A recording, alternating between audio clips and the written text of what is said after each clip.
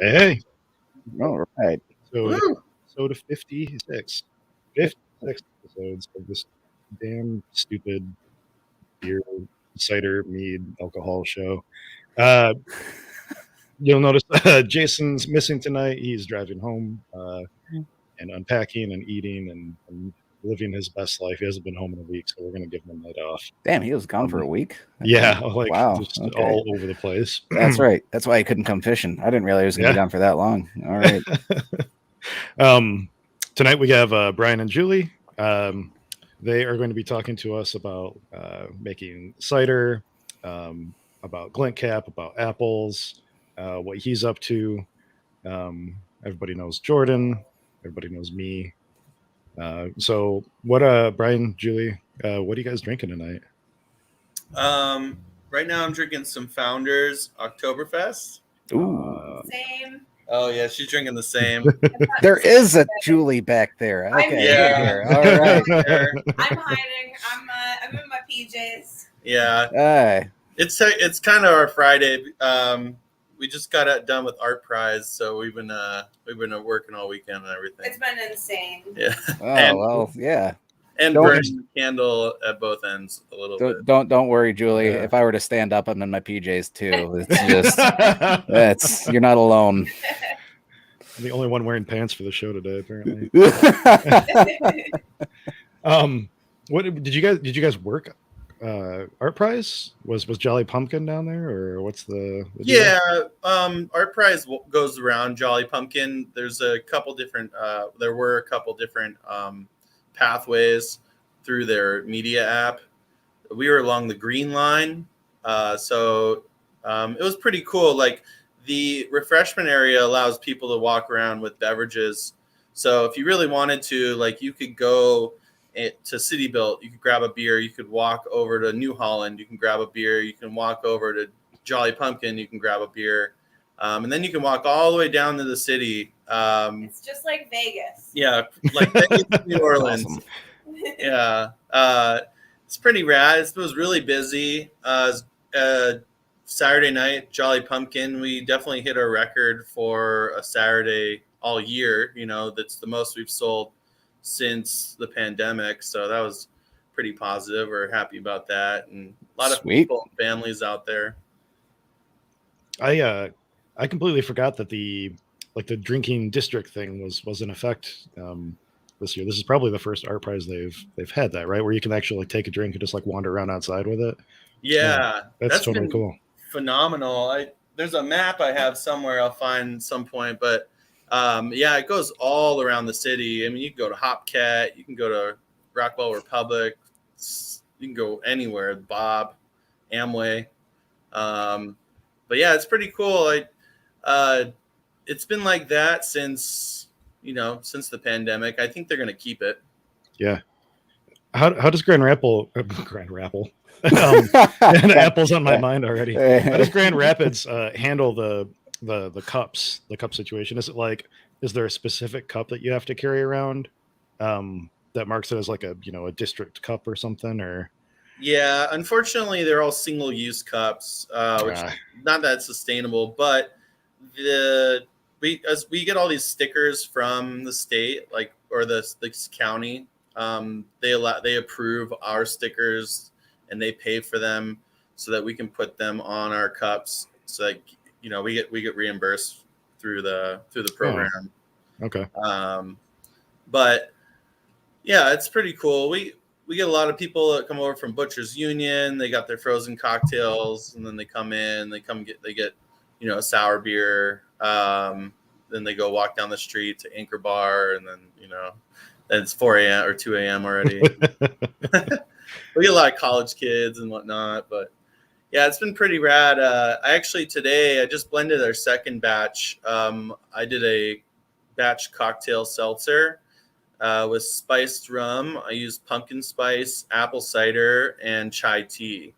So it's more like a smoothie style seltzer, just carbonated and 5%, and it's got so many caramel, like different spices and caramel notes and everything to it. Is that going to be on tap soon? Oh yeah. I put it on tap. I did a 6 still on tap on Saturday, and we sold out that day. Wow. And then today I just put on another batch. It only takes a few hours to blend up. It's not like I'm actively fermenting anything. It's just a batch cocktail. So I got a carbonation stone and a corny keg, and then just do one batch at a time. Oh, that's sweet. Yeah, I don't know where Jordan went. Jordan has popped off, so Oh yeah. I think he just he says his PC freaked out. But yeah, I was gonna ask Jordan what he was drinking, but I guess he's no longer around. He'll be back, I'm sure. Yeah. I got some homebrew Czech pills. I'm gonna crush that, and I got some Oktoberfest too from Bell's. So we're drinking local, the local Oktoberfest. Oh yeah. And some of their side yard ale. I got some of that too. But are they as Founders? Are they still doing the 15 pack of those cans this year? Yes, Is that for Oktoberfest? sure. Yeah, they're definitely we benefit from some of those 15 packs.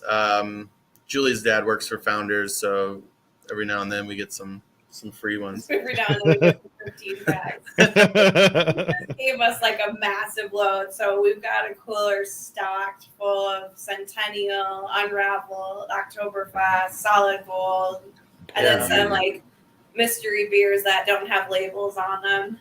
Yeah. Mystery bottles. The mystery bottles are dangerous because you don't know what you're getting yourself into. It could be like a barrel-aged barley wine. It could be, like a Mas Agave. It could be like a pale ale that they only brewed once with citra hops and Usually those are the last ones to go, and it happens when we're like entirely too drunk, and then we get like entirely more drunk, much more drunk. Yes. Those are the ones you bring to friends' houses and just kind of like leave in their fridge, Yeah. and then it becomes their problem. Yeah. Yeah. I mean, for sure. Yeah, we get all of them. I check the date codes on every single Centennial that I drink. I'm like, 3 months. No, I'm gonna give these away. They're still fresh, but I'm picky. I guess if you're getting the hookup on Founders, you can afford to be picky a little bit. Yeah.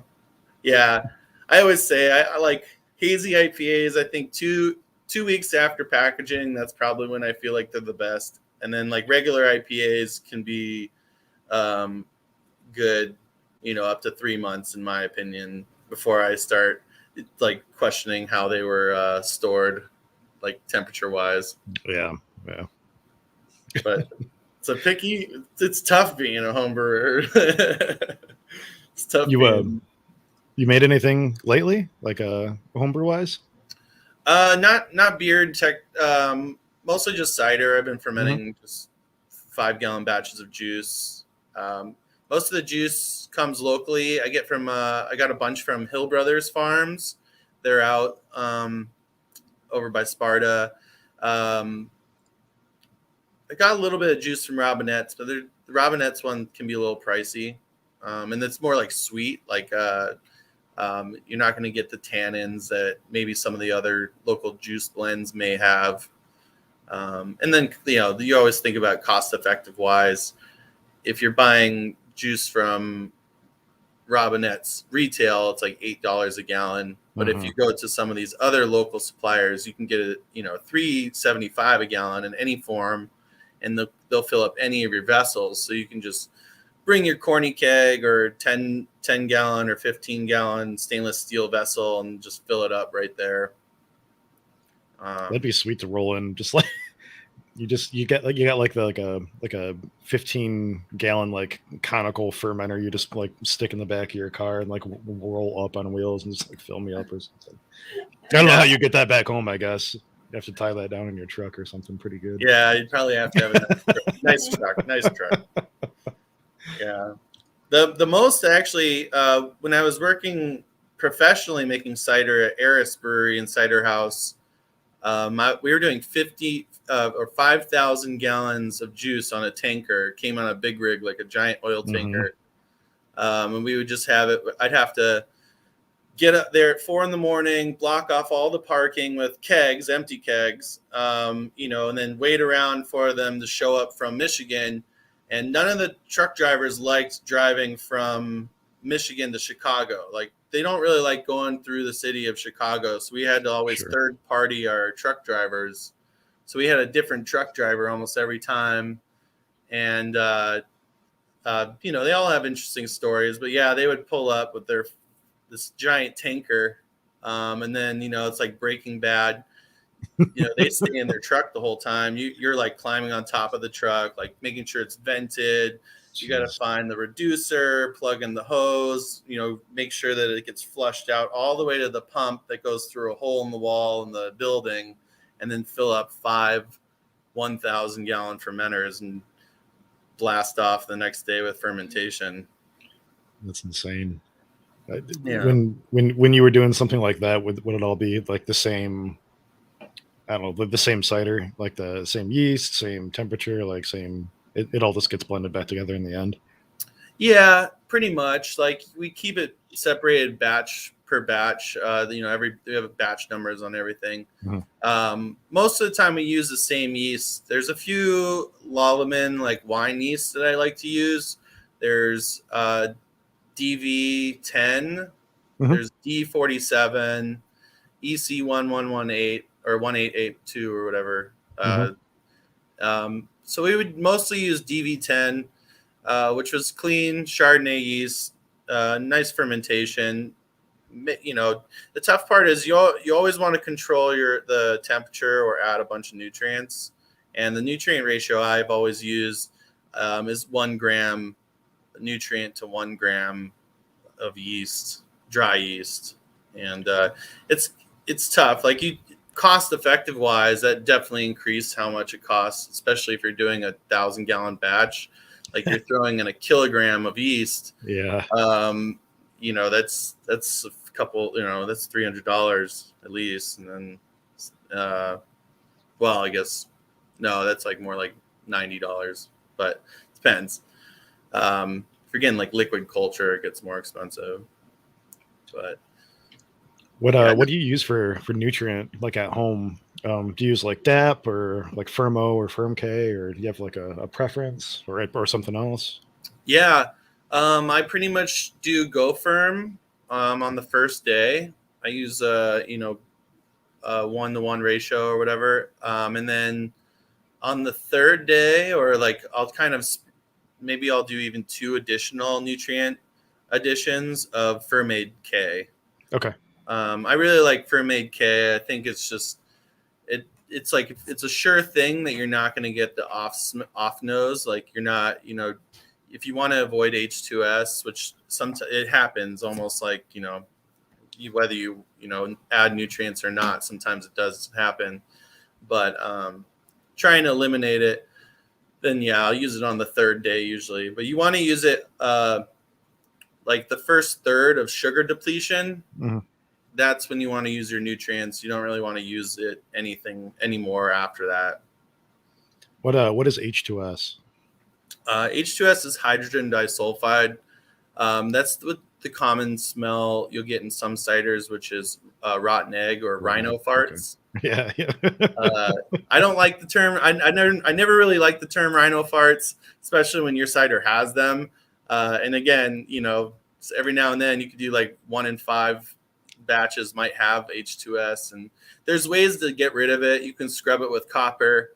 I've always scrubbed it with CO2. It's, or aging, maturization. If you just let it sit and don't mess with it for like 6 months to a year and just keep it like cold, crashed, 40 degrees, the H2S will just eventually come out of the solution, and then you'll have like a really nice matured cider.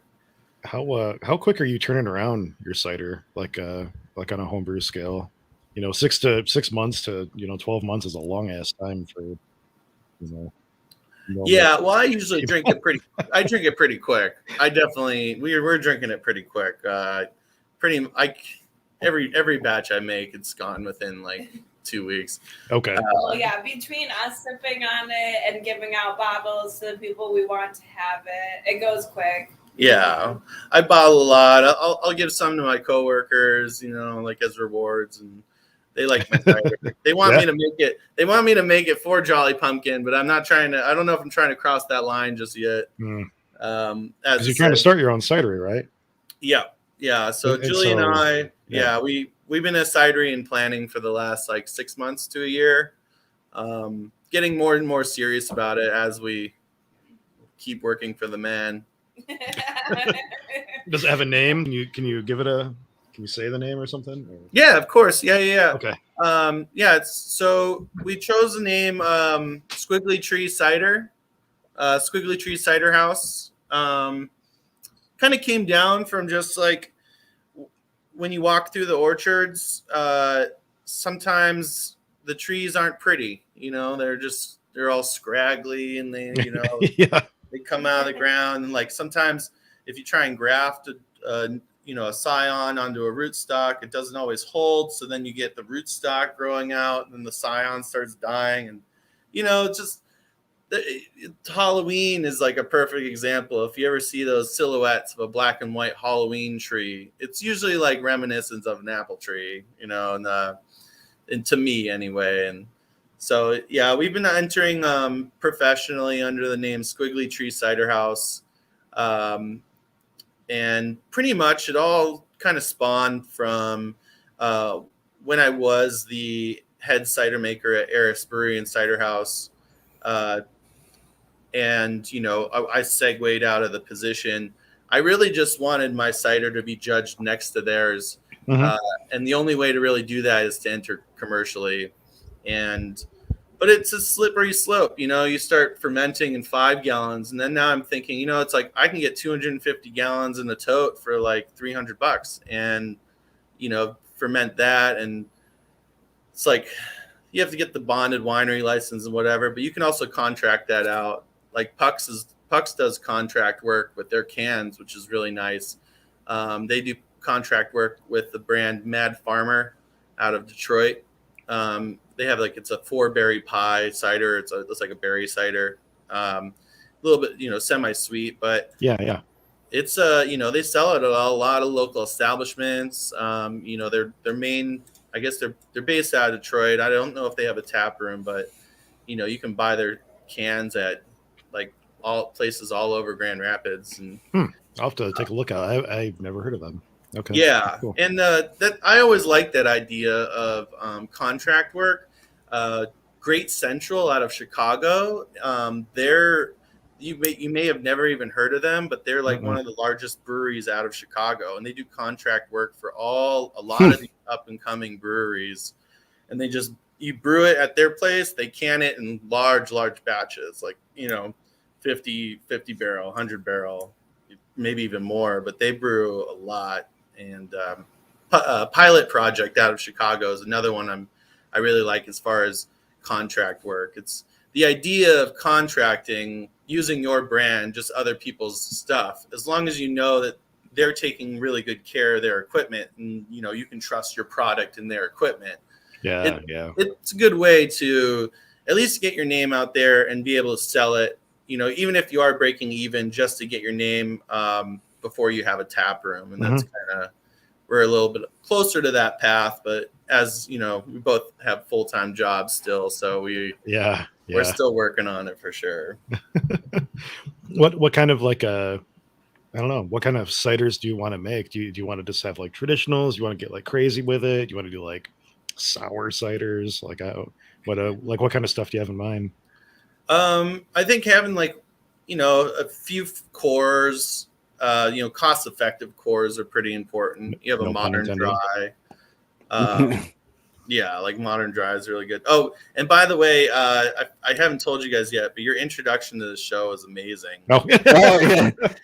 So legit. We were like, are we about to watch like a show on the Food Network? Is Guy Fieri gonna come out? Our friends Ripjaw Media, down in Kalamazoo here, they did it for us. So it's Sam and Travis Ross. They do a lot of music videos for local bands in around the Michigan area. Drew Jacobs and some others are some of the bigger names that they've done. What's that band they just No got an Resolve? award with? No Resolve. They just did a video for a band. I think it was No Resolve. Yeah, what was the award? That was they were the number one on Billboard. Yeah, it was a Billboard #1 like Yeah, song. I They think did it a was for music video their yeah. cover of Thunder Rolls. I think it was. It was. Yeah. Yeah. So I don't know. Yeah, they're good people and amazing Talented. producers, and yeah, just I wish in my life I would have reason to have some opening video like that. It's epic. someday when you need a commercial, you come to me and I'll put you guys together. Oh yeah. Yeah. I don't know if you guys saw. Did you guys watch the GABF this year? No. It was interesting. They did a little bit of a different format where they're like, instead of having the slideshow on the screen, a majority of the time they were like showing all the people coming up, and the slideshow was kind of in the corner. So it's kind of hard to read every single medal that was awarded, but the commercials in between were pretty great. Like, I mean, it's so funny to see like Brees Malt.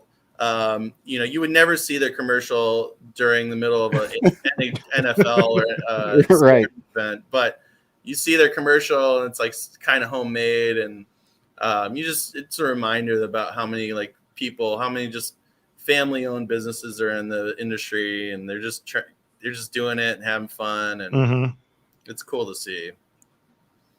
We definitely appreciate their help. Yeah, I don't know. That's what this show is, too. It's just like, it's just fun. I don't think any of us really have any. Whoa, almost spilled a beer. Any ambition to be like professional brewers, but we certainly love the hobby and love the the science behind it, and making alcohol and entering competitions, and I don't know. Yep. Yeah, and you mentioned Glint Gap earlier. How'd you do this year? Yeah, we did pretty good. We entered only one cider. I called it the Crypto Hopped Cider. It had 8 different hops in it. Wow. I went a little bit overboard on like I went probably 150 or 50% more hops than I would normally use.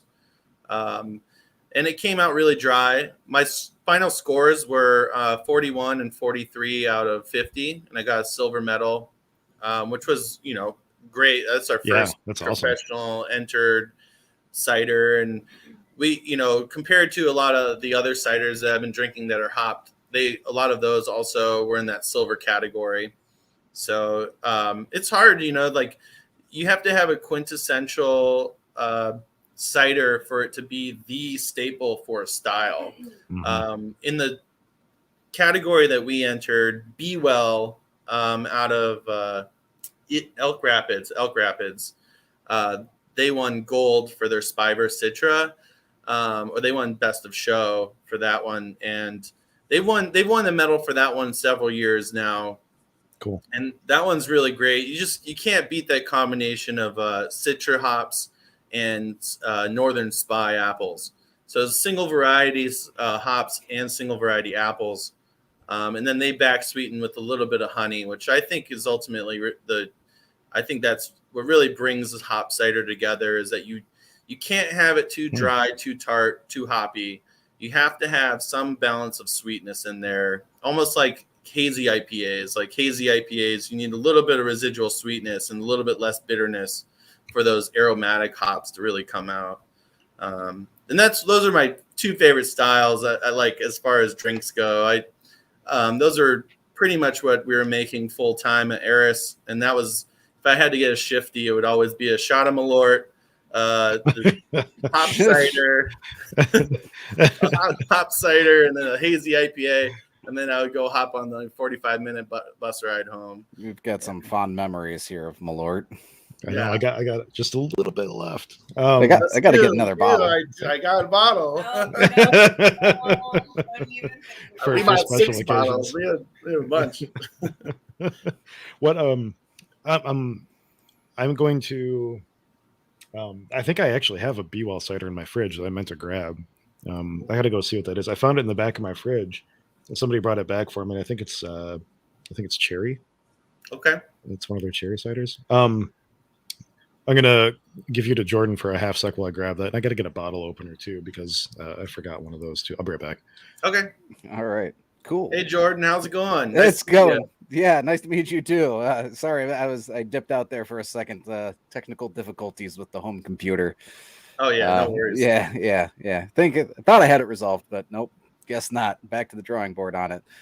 But yeah. So nice to meet you, Brian. Julie hiding off in the corner. Yeah, Yeah, nice she's to meet over you guys. here. She's the woman behind the what's it called? The curtain. Yeah. All Woman right. behind the curtain. There you go. Oh, that was fast, Brian. Well, so speaking of women behind curtains, my girlfriend heard me asking about the cider and brought me a bottle opener. So Oh. yeah. So I know. Yeah, so it's B Wells King's Cherry. Oh, nice. Sweet. Oh, Yeah. nice. Yeah, we So love. I'm glad you Well, mentioned that. Love B-Well. Jeremy. Yeah, those guys are so great. I think they really care about their cider. Plus their location is right across the street from Shorts Brewing, so they're like the cider option for that. And then Got it. it's pretty cool. They have like a habanero cider with really cool can art, and then they did a single variety cider. They actually all hopped on a boat. They went to Beaver Island out over like a little bit north of Traverse City, and they just foraged apples. They camped on Beaver Island and foraged apples for an entire like weekend, a couple of days, and yeah, they brought it back, and I guess they fermented it all, and yeah, they had it was all most foraged apples from Beaver Island, which is That's really sweet. yeah. There's apples everywhere for sure. Like last year, our friend Stephen Black, him and his brother kind of adopted this piece of land. They cleared it out. He got a grant from the DNR to like clean out they had just tons of cars and tires and stuff. So they started cleaning out this property, and then he always knew like his grandpa had planted some apples like around the area, and right on top of this hill, there's like a natural spring on top of this hill, and there's these 80-year-old apple trees that are like maybe 3 stories tall, just filled with apples. Wow. So we last year we went over there and we spent a couple days picking, and we fermented it all. I think we almost fermented 70 gallons of juice, and we were hand pressing juice too. Whoa. Wow. And hand pressing that's why I'm so glad to be friends with Chris now with that belt press. The fact that you can press so many more apples in 2 hours than you will press in like 3 12-hour shifts is very impressive. And it's you can't take your time is of the essence nowadays. It was pretty cool too. So I bought the press off of Walmart for $250, and then I pressed all these apples, and I noticed like so it was supposed to be stainless steel, and like then it started rusting right away. So I just returned it after I pressed all my apples, and they gave me a full refund. So, shout out to Walmart for the full refund. I mean, hey, it's their fault for selling a junk product, I guess. Subpar, Yeah. Some pictures. Yeah, seriously. But that was, it was a great experience. And most of the time I would just buy my juice normally. There's just so many great farmers that, they're better at it than, I could be. They have 40 years experience, some of them, and they got the equipment to press nice, fresh apple juice. They got the cold storage for it. And I'd rather, sometimes I'd rather pay $3.75 for a gallon than press for 12 hours. Right. I didn't mention this before the show started, but you talking about harvesting and gathering apples and stuff. My neighbor this year, so I'm out in the driveway, brewing beer a couple times a month, and he came over one of the times that I was brewing, and he goes, "Hey, I have this apple tree in my backyard," and he's this retired guy, and he's like, all I've wanted to make hard cider from these apples for like years, and you obviously like make alcohol or whatever. Like, do you want to like make some hard cider with me? And I don't have a press. And I was like, sure, let me figure out if we can actually, somehow get the juice out of these apples, though. And so, what we ended up doing, shout out to this guy Brad in my homebrew club, who had a homemade press. I'll talk to you about it. Just a neat idea. But my neighbor Steve, he harvested. I think he gathered up maybe like 2 or 3 bushels of apples, and blended them in a just a food processor, to get them just kind of broken up and stuff like that, like by hand, like all day. But he was happy to do it. He's like, this is it's all he has infinite time basically. And so we took all of this apple stuff, just bits and pieces and stuff like that, and this press that Brad has, it's think of a giant wooden rectangle that is reinforced really well on the top and the bottom. You put a bucket between the top and the bottom wood pieces, a nylon bag inside of it. This bucket has holes, drilled out of the side, so that when you press, juice comes out of the holes on the side. He cut out a piece of wood that fits inside the bucket, and then you just use basically like a 4x4 and a 12-ton press, or a 12-ton jack, and you jack it against the top of the reinforced wood frame, and press the circular piece of wood down onto the pulp, through the nylon mesh bag. It comes out the holes in the bucket, and then we just took a turkey roasting pan, and we had the bucket sitting inside of that, and just snipped a hole, so that the juice would flow out of the turkey roasting pan into the bucket that we actually fermented in.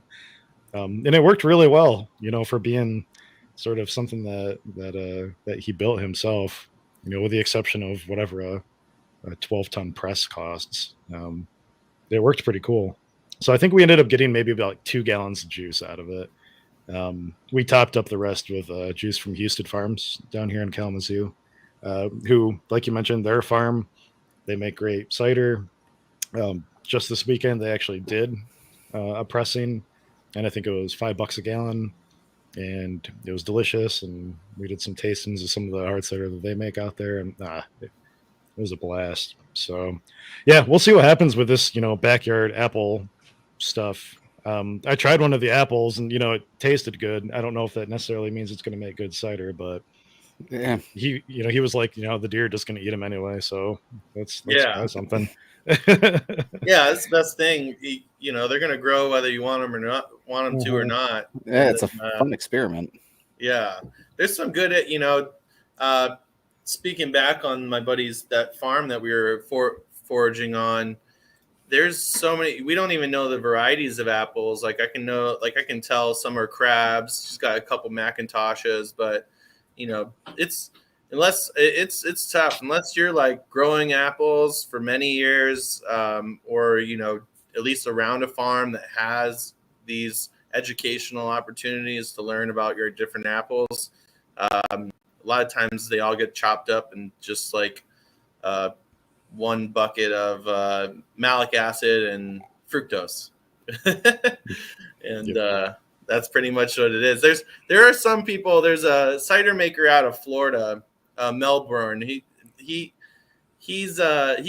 upset a lot of farmers at the CiderCon one year, at one of the seminars I was at, because he was saying, because in Florida it's hard, you have to get a lot of concentrated juice, and like if you want fresh juice, you got to go up to Philadelphia or New York or Washington D.C. And he was trying to say that he can mimic apple juice with just like sugar, water, and malic acid. And he's like, I don't care where I get like my apples or like if it matters. But at the end of the day, the history of it it does matter, because that's the history of cider making comes from, in America, it comes from revolutionary times. Before that, it's like Champenois, French regions, English regions. In England, if you were considered like, a couple decades ago, cider came in 2-liter bottles. And it was like the boozers drink. So it was like the real alcoholics. They'd be drinking cider all the time. It was only two types of people drank cider. It was high school kids and real alcoholics in England. And people didn't really respect it for a little bit, and then obviously when people started trying out like heirlooms cider varieties with like high tannins, like especially wine drinkers, you start recognizing certain flavors that you really like, and then it takes is one really good cider and you're pretty much hooked, I think. Yeah, that reminds me. I can't recall if I said this on one of our previous shows, but I was reading about a hard cider a little while ago, and apparently it was commonplace to give your kids hard apple cider with breakfast up until like the 1950s or something like that. Like, I can't remember, but it was a lot sooner than I thought it was that we were feeding kids, alcoholic beverages. I just thought that was an interesting little tidbit. To make my elementary school go by. Right. I did have a question for you though. Do you prefer like doing single varietal ciders, or do you advocate for blends, or do you have a specific favorite that you like to work with? I think both. It's hard to sit on. It's easy to sit on the fence for that question, but yeah, I just think, if I had to bring up some of my favorite apples, Macintosh is just such a American staple. It's kind of like, it's sweet, but it has that recognizable acidity that you tie with Macintosh. A good example is tandem cider is Macintosh. They also do another one called Green Man, and those ciders taste exactly like the apples that they use. And a lot of that comes from their cider making process, which is a little bit different from how other cider makers do it. They use a centrifuge and literally stall fermentation at a certain Plato or gravity. So they don't back sweeten. So they don't back sweeten. They just keep the residual sugar. They just filter it. That's awesome. Right in the middle of it. So you get so much more apple flavor out of their cider. It's gotta be a massive centrifuge. Like they're doing it in their giant fermenters, I'm assuming, right? And then dropping it all out, or yeah, I have never seen their actual fermentation space. I do know that they're expanding it. I saw a picture of their barn that they're building. They're going to have a world-class facility in Traverse City. I'm excited to actually see it. I think the first and last time I was actually on their farm was during the middle of the pandemic. So we were all outside. Like, I was just hanging out in their apple orchard, which again is a great place to drink. If you're, in the middle of the day, Traverse City. Yeah, it's pretty fun. You sit in the grass. Julie's over here laughing. But yeah, and then blends. As far as blends go, I can talk about Martinelli's. So my uncle actually has been growing for Martinelli's for the last 40 years, pretty much, in California, and their juice blend is straight up Newtown pippins and green apples. So like acidic, like really acidic Granny Smith. So Granny Smith, which I think is just such a great blend, because Newtown pippins are a little bit sweeter. Then you have the Granny Smith, which has the acidity. It's kind of like they're both the yellow, one's a yellow apple, one's a green apple. But they have world-class juice. Martinelli's juice is sold in Costco's around America. They actually just started fermenting hard cider for the first time. They contracted through Gordon Biersch, like Rock Bottom Brewery Group out of San Jose. So they had the guy that was in charge of that. He really knows what he's doing with fermentation, and they fermented it, all the Martinelli's juice. They bottled it. It's a little bit semi-sweet, I would say, but that blend is just quintessential. Martinelli's is such a recognizable brand. You just can't take away that blend, that brand from them. Do you speaking of varieties of apples and stuff like that, is there like a terroir to apples? Is a Macintosh grown here? Does that taste different than a Macintosh grown, 4 states away? Is like local, juice just different, or is like a Macintosh always going to taste like a Macintosh? For the most part, Macintosh will taste like a Macintosh. Okay. Most of the scions that you buy, they come from nurseries, but those scions come from other nurseries. Okay. There are some varieties that I would say definitely would have different flavor tastes. I think for sure, you can't say that. It's really hard. I haven't found any really good French apples in Michigan. So it's obviously those really hardy, high tannic French variety apples, they grow best in France. Mm. We have these generations of American grown apples, which I'm always like American apples up here, maybe French apples second place, but just like the 2008 swimming Olympics, just joking. I'm sorry if there's any Frenchies out there. I don't know if our market is really to the French or to swimming enthusiasts. Yeah. So I don't think you're gonna offend anyone. Probably not a whole lot of exercise enthusiasts in general. Yeah. So I think terroir definitely matters. It was pretty cool. So I got my CINA certification. CINA is the Cider Institute of North America. It's a organization based on the education of 4 cider makers. So it's almost like the Cicerone, not quite you take your test or whatever, but it's more a class on how to make safe cider. Okay. And when they talk about safe cider, we're talking about apples, that are they're approved for cider. So if you're a commercial cider maker in America, you have to hand pick your apples. If you're a cider maker in France or England, you could shake your trees. The apples can all fall on the ground, and then they have this giant broom that'll just sweep them all up. And I figured we were shaking apples over here too. Okay. Yeah. What? Yeah, America's a little bit stricter. They're not going to be over your shoulder watching everything that you do. But traditionally, if you're going to sell apple juice in a store, it's supposed to come from actually picked apples. So it's funny because in Europe, they're allowed to treat their apples a little rougher. In America, we have to be a little bit cleaner, more delicate, because of our FDA and USDA and all that stuff.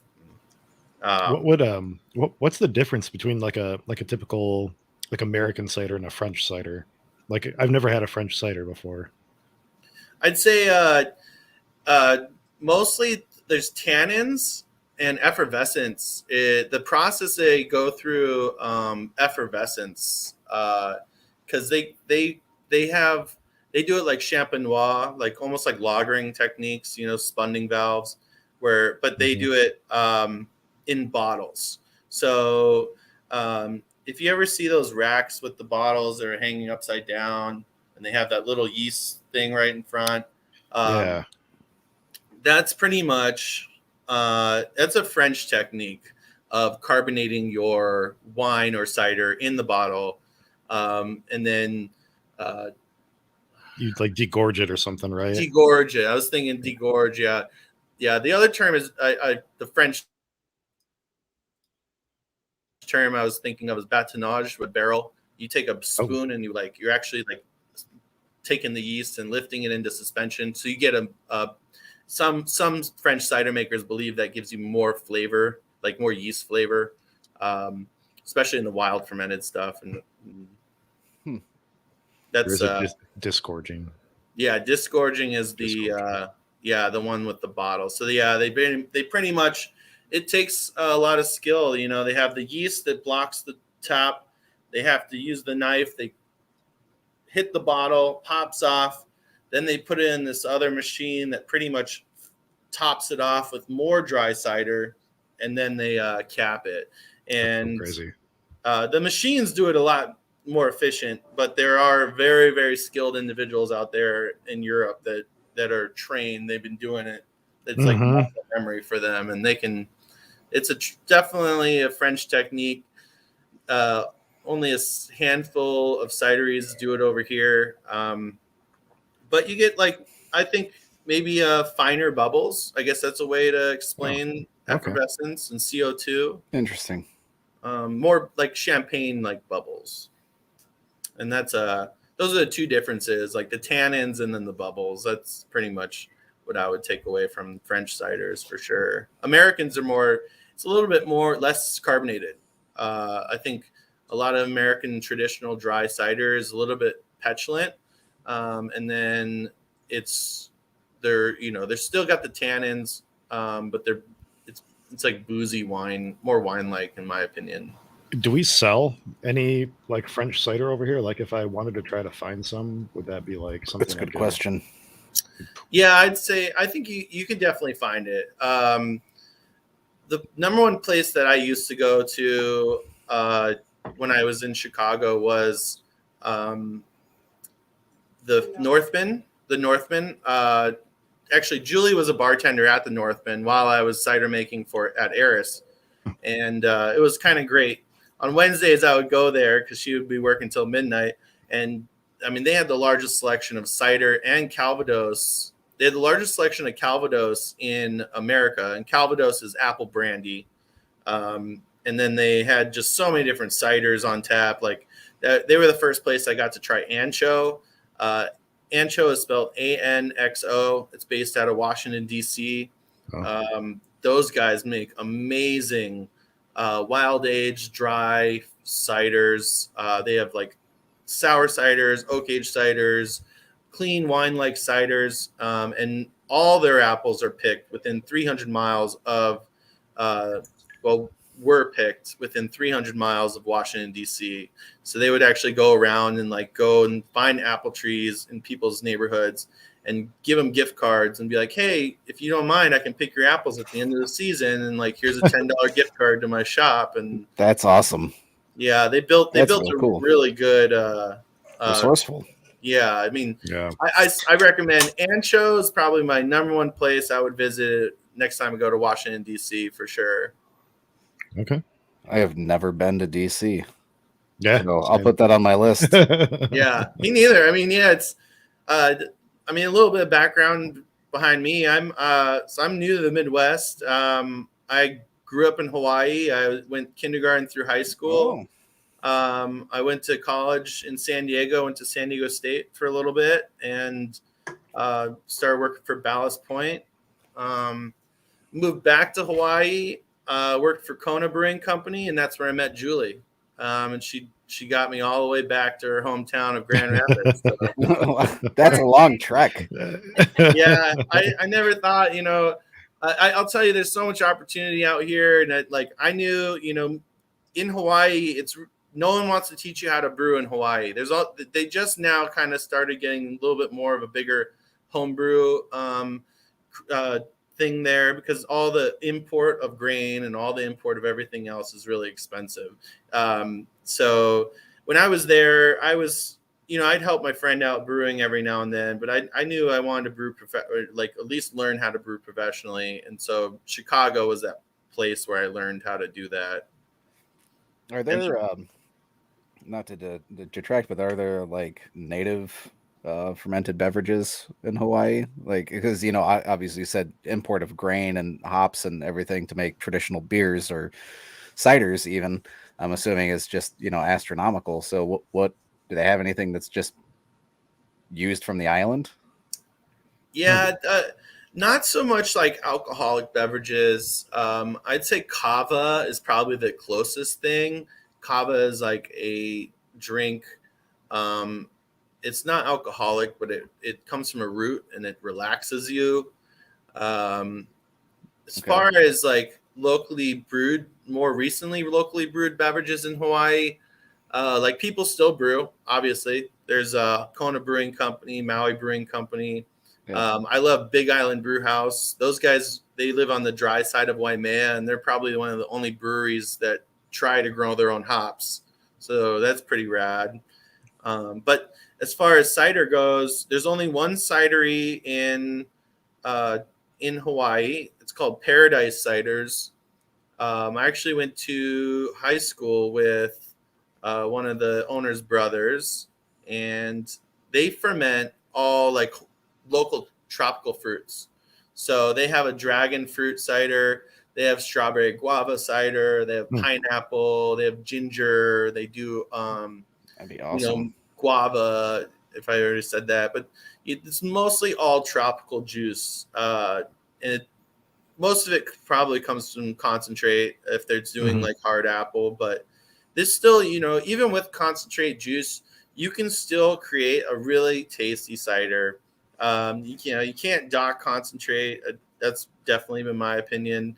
Like obviously, if you're going to do a wild fermentation, you're going to want to press real actual fruit, and you want that yeast from the skins to be in your juice. But if you're just doing a clean wine fermentation, then concentrate is fine. And I've made many a Indian summer cider, so yeah. I have yet to try that. All my ciders have been pressed. So Yeah. I want to try. I want to try the Indian summer method. And do a back to back. I mean, I've had your ciders, Brian. So your shit's good. So it tastes like what you would imagine. Fermented Mott's apple juice with nutrient and aged on fruit or something. It tastes like. Right. I mean, it's fine. It's totally crushable. It's nothing that's going to win an award, or there's absolutely zero nuance to it. It's just like, yeah, this is good. Yeah.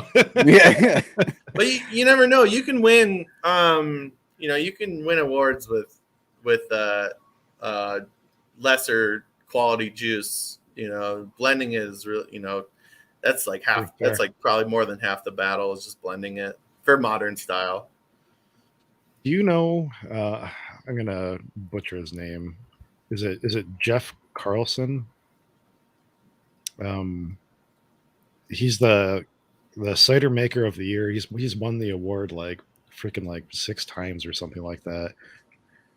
He lives in Grand Rapids. He's from Grand Rapids. Yeah. Yeah, he's like the national like award-winning cider maker of the year, like multiple times over, and he lives out in Grand Rapids area there. Does he make like yeah, homebrew? Yeah. Is he the older guy? I think he's older guy. He is. That would make sense. I think he volunteers at Glencap every year. I think. Yep, that's him. We've met him. He's stewards. He's stewards at that event. I think I worked with him one year, and I definitely saw him this year. Julie and I will admit, Julie and I were hungover the day we had to do it. Because all of our cider maker friends from Chicago came into town the night before, and then they had all weekend long. They have events, like like meet and greet at Speakeasy Lounge, and then it goes on to Bob's Bar, and then. And then next thing you know, it's 8 a.m. and you're tasting cider. Yeah. What do you have like a favorite of? Were you out at Glencap this year?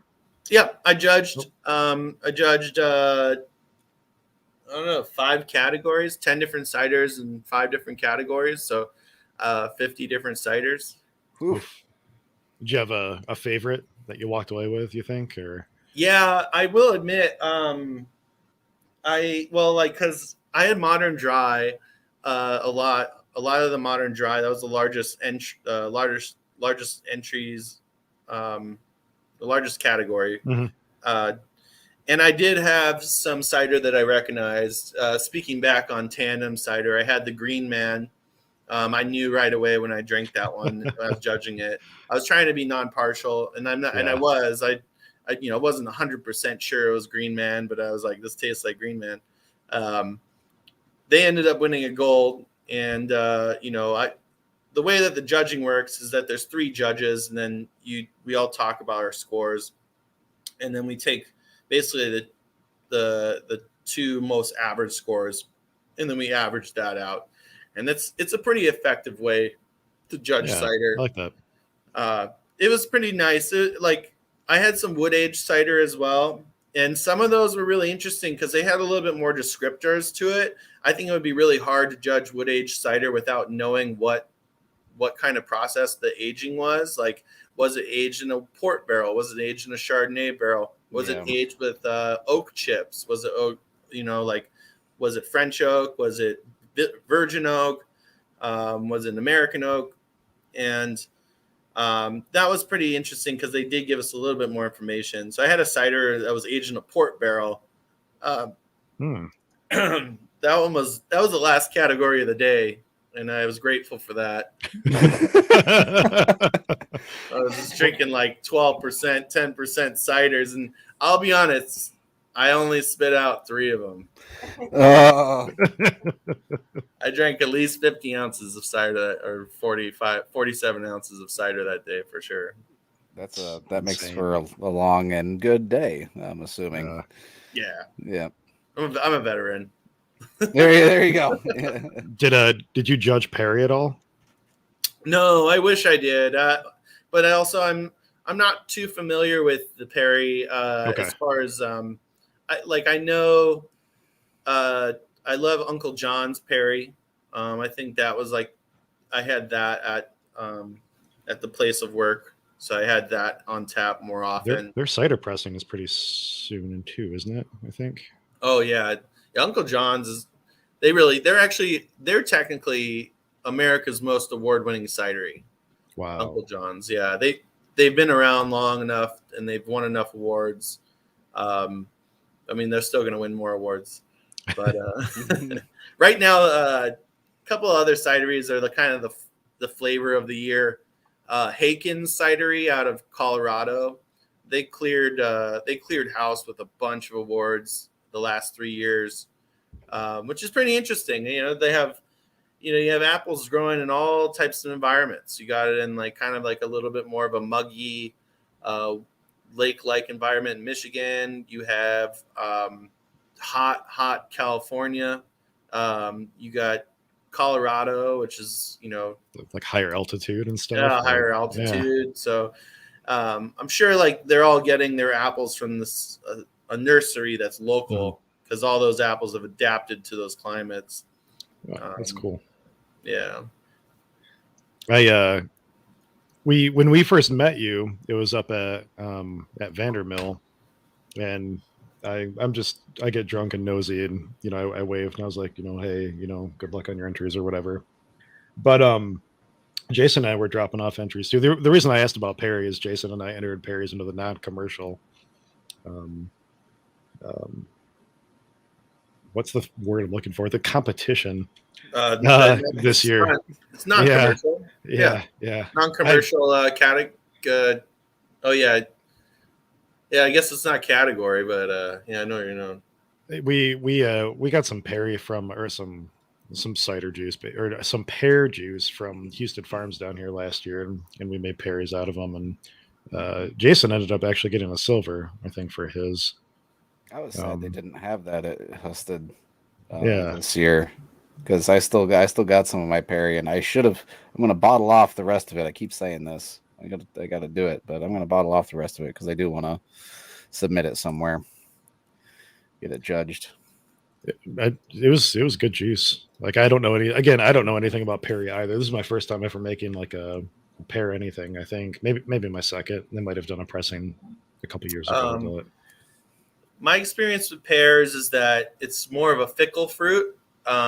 So they have this thing called biannual bearing, which will happen every other year. One year you'll get a bunch of apples, the next year you'll get no apples. Pears, you have that issue a lot more. So with pears, you'll have like a really great year for pears on one tree, and then the next year on that tree, you're not going to get any apples. So yeah, it's called biannual bearing. It happens a lot more for pear juice or pears, and that's why pear juice is more expensive. I had no idea. That's crazy. Yeah, that's good to know. Yeah, they definitely more expensive. And from my takeaway too is that pears are way higher in pectin. So it's way harder to have a clear perry. Like you can have a clear perry, but you have to let it mature for like a couple months if you're not filtering. I don't think mine ever really cleared up. Mine is crystal clear, but it's been sitting in my kegerator, cold conditioning for at this point literally a year. So yeah. It's clear as shit, but it's delicious. I've been holding myself off on drinking a shit ton of it because it's good, but it drinks kind of like a sparkling white wine. Yeah, like that's kind of like a low ABV sparkling wine. That's kind of that was my takeaway after making it. I don't think I used any special cider though. That's something I wish I had more access to, freshly pressed stuff like year round and stuff, so I could experiment more. And I don't want to do like smaller batches. I'm just too lazy. That's really my only. Well, it's a lot of work too, man. I mean, it's not like you can go off and. I mean, I suppose at like some of the local places, if you wanted to experiment with, single apple pressings, like I'm sure you can get Honey Crisp from Husted, like Vandermill or not Vandermill, Verhaeg. I'm sure they have some single apple varietal pressings that you can buy, but I mean, that shit adds up. I mean, I want to say Honey Crisp was like $8-9 a gallon or something like that. Yeah. So, I mean, if you're buying 5 gallons, but then again, you also do mead and you spend a shit ton on honey. So, yeah, we won't even talk about that on. Do you like the Gordon's honey, or like you ever see the big format Gordon's honey? Like GFS, like Gordon Foods? GFS. I don't. So what I have been using when I'm going to do like things with a lot of fruit, I ended up getting honey from like web restaurants or webstaurantstore.com. Oh, okay. Like I can get a 60-pound bucket of orange blossom shipped to my door for like $130, I think, something like that. Oh, that's not bad. Maybe it's like 150 or something. And I think I think personally, it's good enough that you don't like the fruit is going to cover up so much of that anything delicate that honey might have, that what we use for a base is almost like not important, especially if you're using a lot of fruit. Like in my big meads for like a 5-gallon batch, I'm using like 30 pounds of fruit. So yeah, that sounds one day. Good, one day I'll experiment. That's up my alley. I definitely. Oh, dude, yeah, I'll hook you up. I'll be in Grand Rapids soon. I'm sure. Like we'll get together. I'll toss some stuff your way. Yeah, I spend a lot. Like I pretty much work every day of the weekend, and I close Sunday nights. So if you're ever in GR, definitely Grand Rapids, Jolly Pumpkin. Hit up your boy Brian. What's your role right there?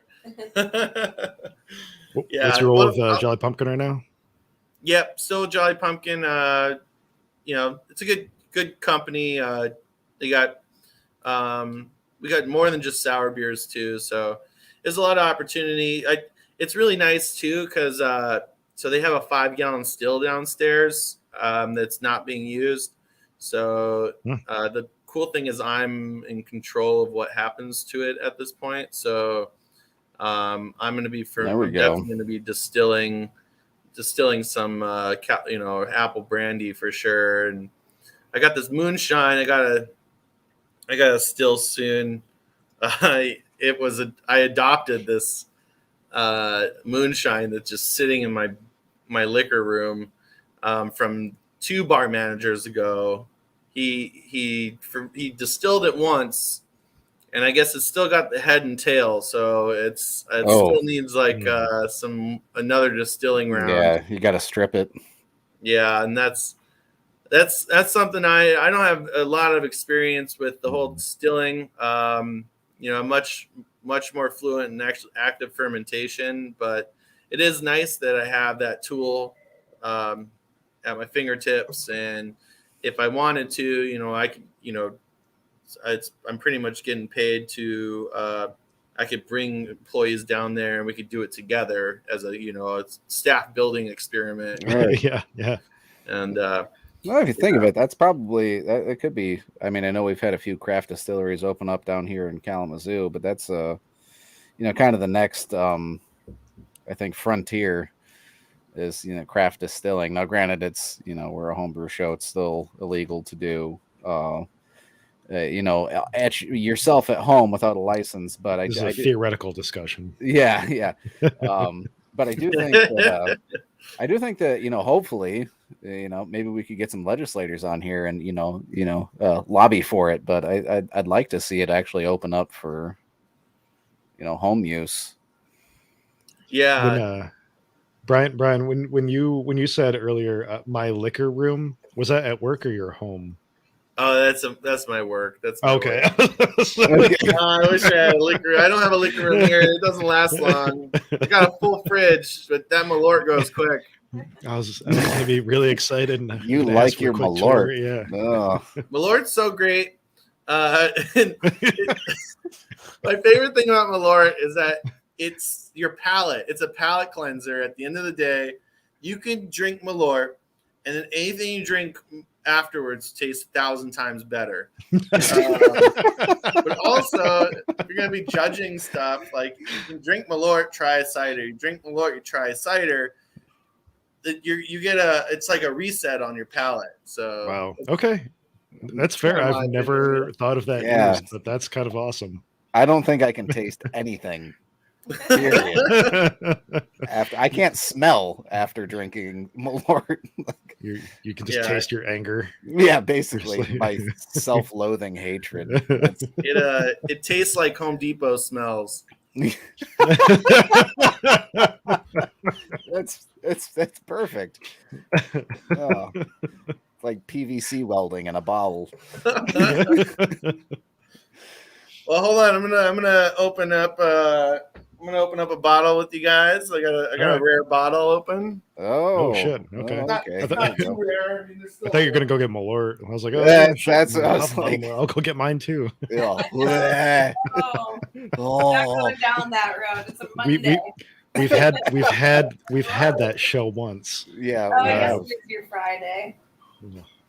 We had Mr. Drew Jacobs on.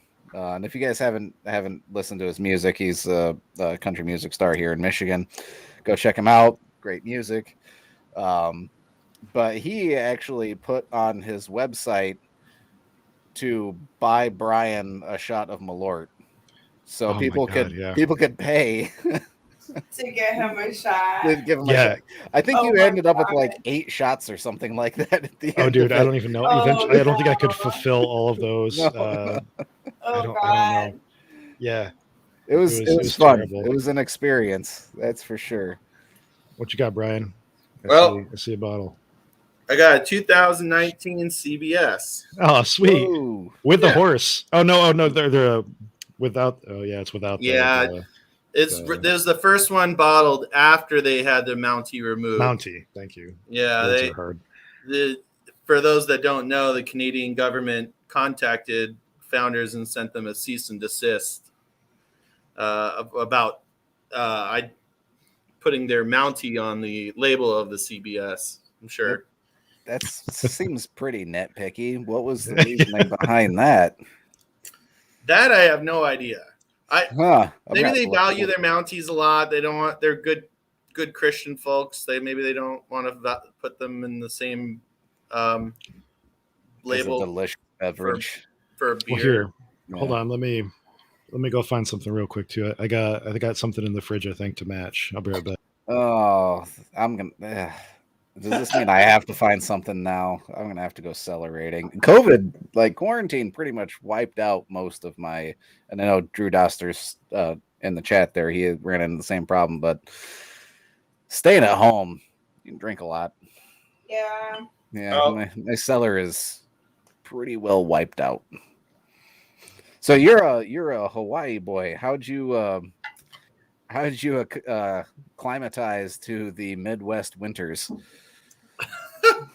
He was very depressed. It was pretty tough. Seasonal affective disorder is a real thing. Yeah, no shit when you don't get that sun, right? Yeah, luckily Julie showed me. I take vitamin D supplements. That's helped a little bit. I do like, the seasons I'm getting used to. When my first month I moved to Chicago, it was 0 degrees out and like a foot of snow, which was in 2018 in like January. What a welcome. Yeah. Julie jokes around. I was like walking around the house with a scarf. No. I was being real dramatic, I think. I started to question, like, was it the right thing for him to come here? Like, I don't know, but seems to be doing all right now. So this is one of those beers that just ends up in the fridge and you never get around to. This is a 2017 Backwoods Bastard. Oh, so yeah. We'll go there. Yeah, I mean, I haven't had the chance of going down into Founders, their gypsum mine cellar. It's super cool. Oh, I don't even know what this is. This is the first I'm hearing of it. I feel like a bad beer person, but it sounds awesome. Like all under Grand Rap. Oh God, I don't know if it's just chunky or if that's just the way it is. I know. I'm gonna go for it. There's gypsum mines all over underneath like Grand Rapids and stuff. And Founders basically, I don't know if they must contract out with the city or whoever, but they store and age pretty much all their like barrel aged stuff down there. Is that correct, Brian? Yeah, for the most part. Yeah. They got epic barrels. Before Founders existed, I like to tell the story. Like they used to do tours of the mines, just as mines as they were. And when I was a kid, I actually went down there with my dad, and we just like wandered around, with a tour guide and stuff like that, and got to see all the stuff down there. But that was before Founders existed. But I know what it looks like down there, and it's super super cool. No pun intended. Yeah. I only hear stories. So Julie's dad works in the packaging and warehouse, and I think he's only gone down there a select few times too. But the way he describes it, it's just like rows and rows of barrels, and like some of the barrels down there, I guess I'm sure that they're accounted for in some capacity, but I imagine some of the barrels may become a mystery after the years. So like the tastings, I guess, are pretty interesting. They, a lot of times they're pulling and they're like, oh, okay. And then they what it is. And again, there's that barrel aged Lizard of Kaz that we put away. Yeah, I haven't been down there, but it's pretty. The legend of it, it's pretty epic. I can't wait for the opportunity. Maybe one day I'll have tours or something. Yeah, maybe I'll be in the right place, right time. They'll just be like, "Oh, come on down." Yeah. I don't even know where the entrance to those are. Me neither. Julie, do you know? No. Yeah. Well-guarded secret these days. Yeah. You got to pay the toll. Jason, our third co-host, apparently is watching. He says he's glad he's not a spectator. I mean, you can't, Jason. You can crack open a seltzer, with us. There's a running joke on the show. I don't know why, but we can't handle our seltzers. just 5-6% seltzers. It must be the bubbles or something. I don't know, but they go down too easy. Maybe I could probably do more barrel aged stouts than I could 5% seltzer. It's like really bad. I could get that.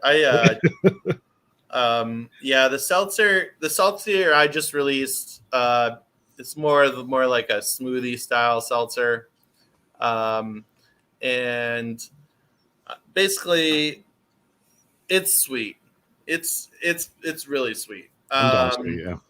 But I also make this other seltzer where I use lemon infused vodka. I infuse the lemons myself. I do 2 lemons per liter. I peel and then halve the lemons, so they get like a bunch of surface area on all the rind and everything. Nice. And then I squeeze out the lemons back into the vodka, and then pretty much I just do a ratio. Like I do dilution math. Comes out to usually if you do 2.5 liters of vodka in a 5-gallon corny keg, that's about 5%. Somewhere between 4.5 and 5%. And you just add water, you carbonate it. Secondly, again, a batch cocktail. As much as I love to ferment a seltzer with clarified malt extract or like juice, I don't have access to a really nice filter. So like it just for me, it just makes sense because we have our distilling license, just doing batch cocktails and carbonating it with a carb stone. That's fair. Yeah. If you got that professionally, you might as well. Like, yeah, I've brewed a number of seltzers myself, and I've never had much of an issue getting clarity on the homebrew scale. But I know people who have, so I'm and I haven't done anything super fancy for clarity. Just keep it cold.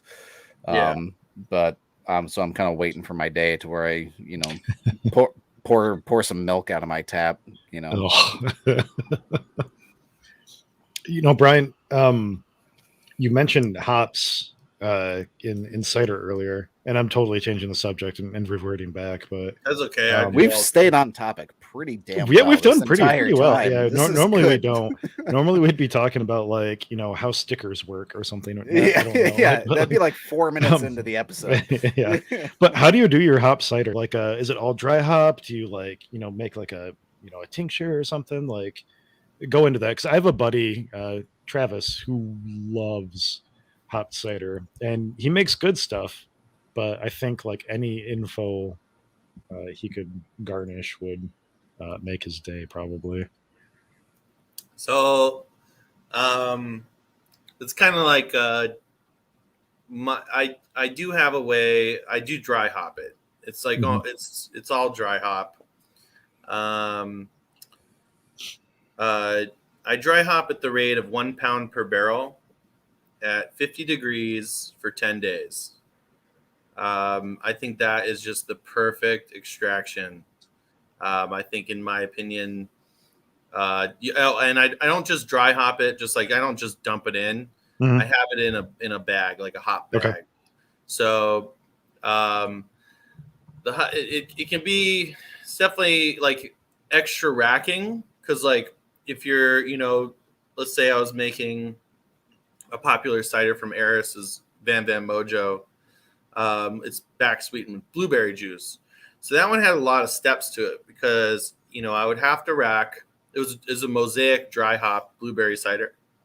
And I'd have to dry hop that for 10 days at put it 50 degrees. And then, then I'd clean and sanitize the fermenter, pour the blueberry juice in there, bucket by bucket, close it up, purge it all out, then rack it off of the hop bag. If you're doing 15 barrel batch, it's 15 pounds. So, as it expands, it's not just 15 pounds anymore. It's like 15 pounds of hops soaking with cider. So yeah, and then we rack it in there and filter it. But that's pretty much, I think, my biggest takeaway. And I don't usually, I don't like, that's like I think it's a house secret for a few people. Hmm. It's like and other people have different ways they do it. Like I was talking to the guy the one of the owners of Thornapple Brewing, and he likes to hop his for a little bit more hops, and then but do less days. So some people have contact, they want to do 4 days or 5 days. But that's always worked for me, and that's pretty much what I do every time I dry hop. Cool. Do you think like a dry hop cider needs like more acid or less acid or anything like that to like balance out the bitterness, or do you do anything special there, or is it I just think kind I'm of mostly going for the aromatics, like the oils from the dry hopping process. Most of the extraction is more like I try and get aromatics and all the like the terpenes of the hops versus the lupulin, the bittering. If I wanted to do a bitter one, and this would be a great experiment too, it would be cool to do like a hop slurry, like maybe heat up some of the cider with the hops and like maybe even like, or just apple juice or water, even distilled water. Yeah, I've thought about that before, like how when you make a New England, you sort of whirlpool at maybe like 160, 170 degrees. Like Yeah. maybe take a gallon of cider and do like a hop whirlpool and some cider and then blend it back in or something. Yeah. That'd be cool. Those two, when I was working, so my mentor, her name's Haley Shine. Right now, she is the head cider maker at Little Apple Cidery out of Hillsdale, New York.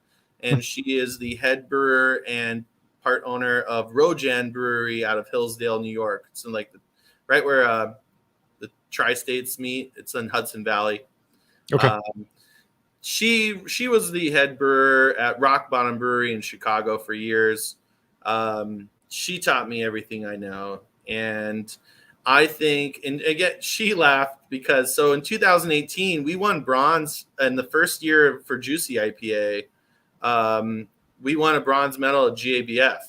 Awesome. We won gold. We won first place at the Illinois Brew Fest for our hazy IPA, which was kind of just like mind blowing because she's a purist. She likes to IPAs.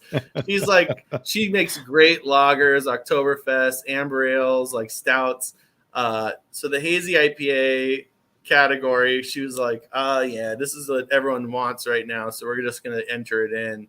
That was the second beer I brewed with her. And then like all of a sudden we won those two big awards. And I see a lot of similarities with hazy IPAs and hop cider as far as dry hopping. I think that what you're looking for in both those styles is, you want more aromatics versus bitters. Okay. And that's my biggest takeaway on those two. And I think if I ever owned, that's what I love about Michigan too, is the licensing here. You can get a small winery license and a microbrewer license. You can actually tag them onto each other, and it's only like another like $1,000 to do license wise. Like, I mean, you can get all your licensing for like $3,000 in state. The federal one's a little bit, you have to wait on a list and do all this other stuff. But yeah, it's kind of nice to see. Michigan allows you to have both. So if you ever do, that's kind of where we're at a little bit. We're looking at a few places. We're trying to decide if we had a tap room, where we would want to open up a tap room.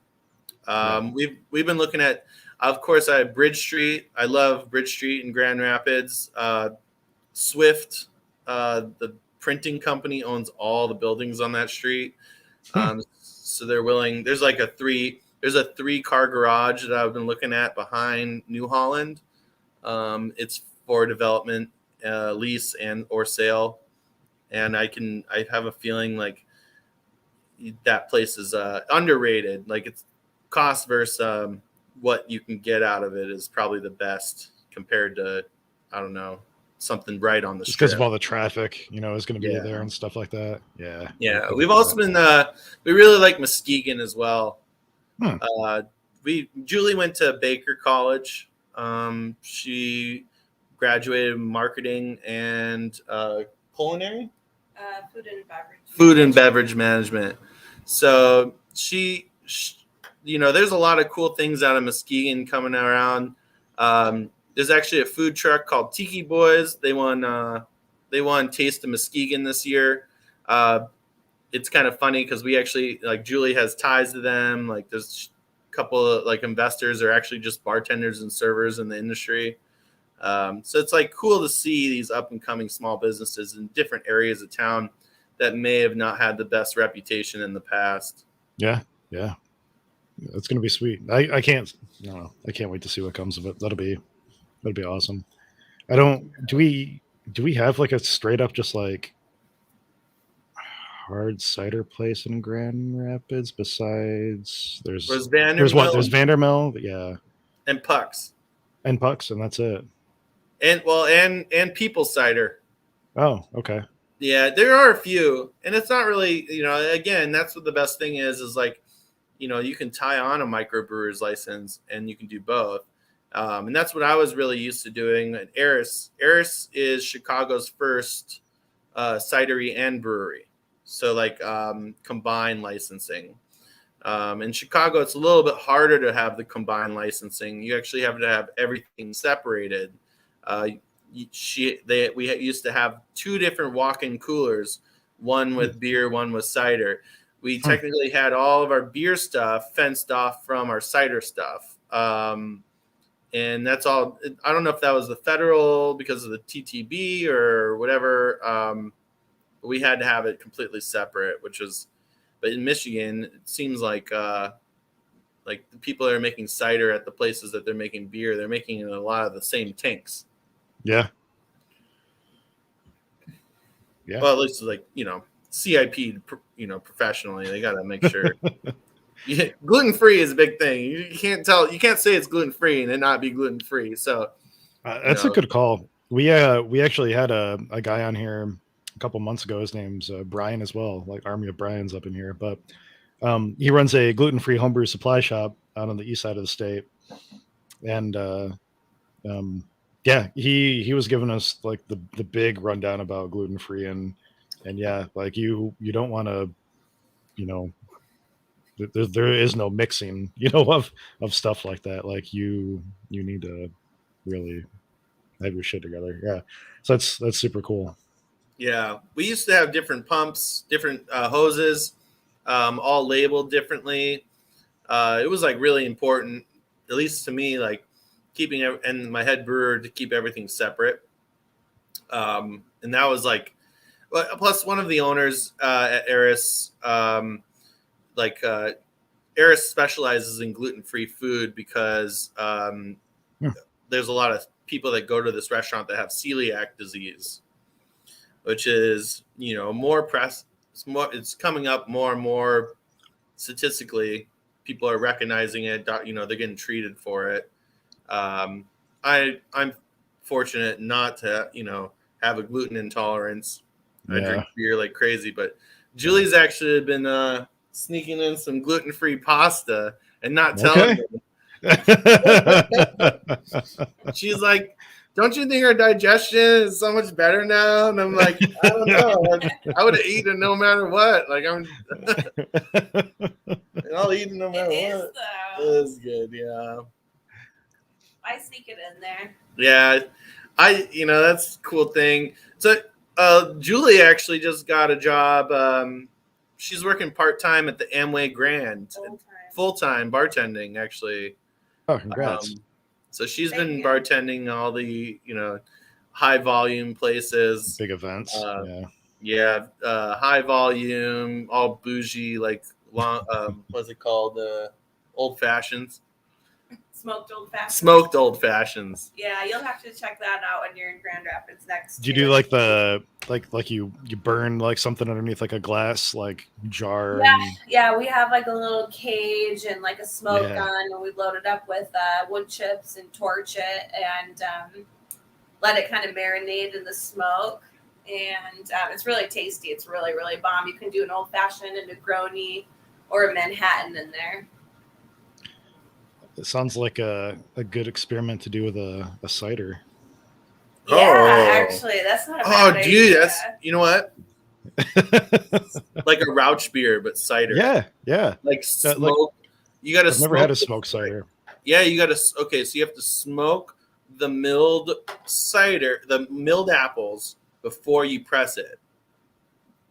Okay. So like, yeah, you got to mill it, have it in like a you know, one of those kiln things, those drums, the drums, and then you smoke it, and then you press it like mezcal. Yeah. I think we're onto something right here. This is great. This is like, oh man, you might have just invented a wine style. I'm not super into like heavily smoked things, but like a light smoke, I can totally do. Yeah, I'm really into that. Yeah, I'm not a big fan of the mezcal. Yeah, they have what's it called? I already forgot. The CBS kicking in. Yeah, Jason, or you met Jason. He's super. He can't do smoked things. It's like it's not even a flavor preference. It's like a gag reflex sort of thing. So, but then Jordan's the exact same opposite. I don't think he's going to be able to make it back. His computer's having issues, but he will drink liquid smoke out of the bottle probably. So, yeah. I definitely want to try some of that. Yeah, we'll trade. We'll do some trades. I'll drop you off some meat, and I gotta get some smoked cider when you get that around. Yeah, some oak smoked cider. But yeah, there's another style too. I've been hearing about is cider fermented with sake yeast. They use sake wine yeast. I think you just get different esters and different phenols from the yeast. I do like using different yeasts, you know, like obviously if you're doing like big batches of modern cider, you want consistency, but smaller batches, I've actually used, I'm in love with this Italian Sauvignon Blanc yeast. You can get it from BSG. It's called Ursa. It comes in a bag. The bag is expired. It's like the bag that it comes in a brick, the 500 gram brick. Every time I've gotten it, it was like the thing. It's like expires in 2019. I still use it. Still has good, propagation, and I still get.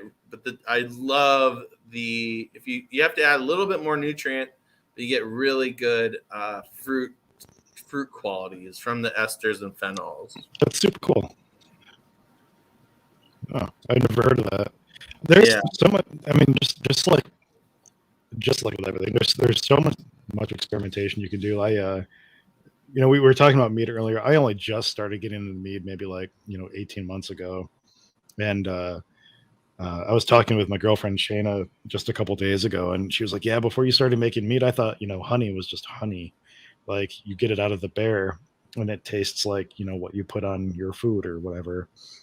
And since then, I think downstairs right now I have probably 14 different monofloral varietals, Christmas berry, and meadow foam and lahua blossom, just all these.